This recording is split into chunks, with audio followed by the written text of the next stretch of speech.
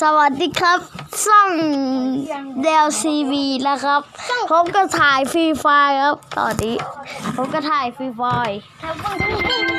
โอ้ยไม่ได้กลับบ้านนี่ครับผมจะพาดูแรงตัวเองนะผมก็พาบ้างแรงจะโค้งเนี่ยผมก็พาดูแรงครับ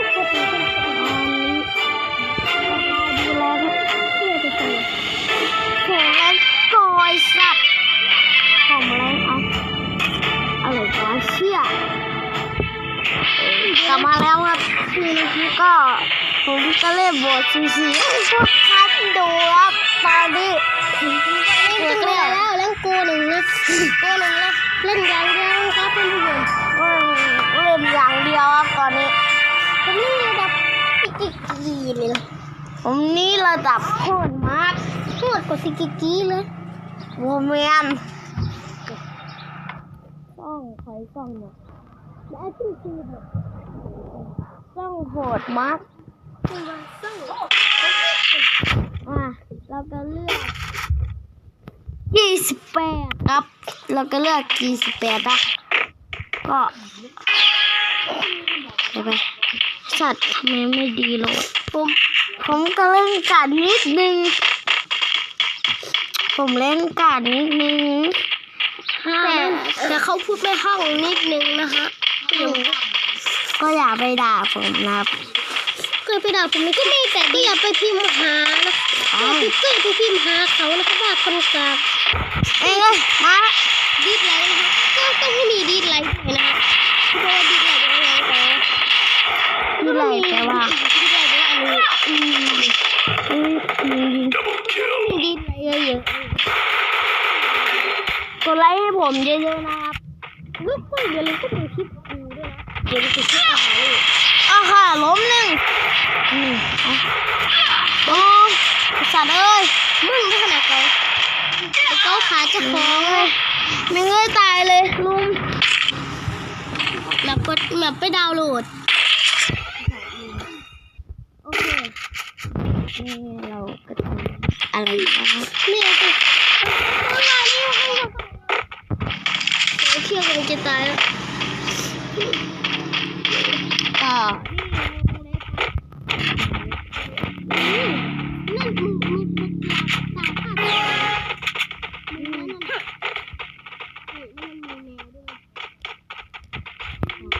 ทีมเรา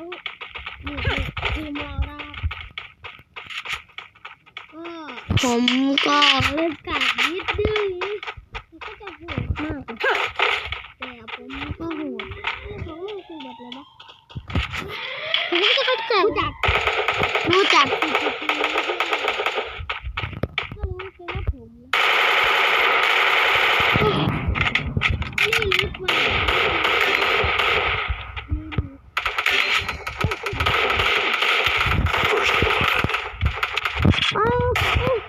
โดนไปเองเลยสัตว์เอ้ย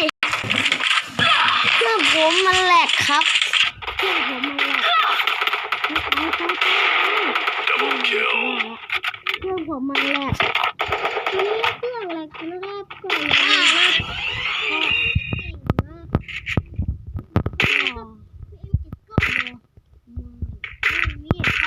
เอ้ยสัตว์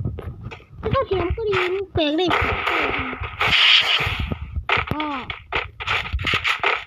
อะไรวะจะมีเรื่องอะไรกูรวยกูอยากขับเล่นโบกูอยากขับเล่นไม่ใช่เรื่องอะไรตลอดเล่นโบทีนี่เฮ้ยเดี๋ยวเราหามึงไม่เข้าหัวนะ